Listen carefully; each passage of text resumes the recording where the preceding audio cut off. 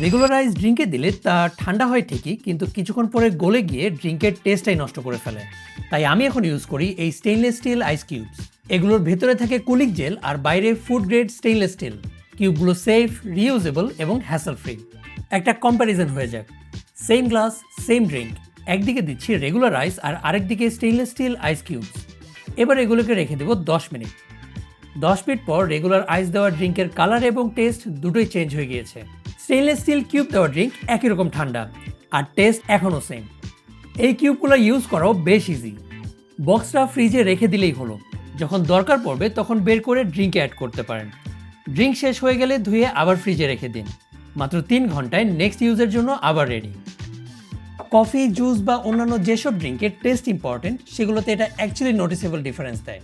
Drink যেমন থাকার কথা ঠিক তেমনই থাকে, ফার্স্ট থেকে লাস্ট সিপ পর্যন্ত। সিম্পল একটা আপগ্রেড, কিন্তু একবার ইউজ করা শুরু করলে রেগুলার আইস আর নিতে ইচ্ছা করবে না। কারণ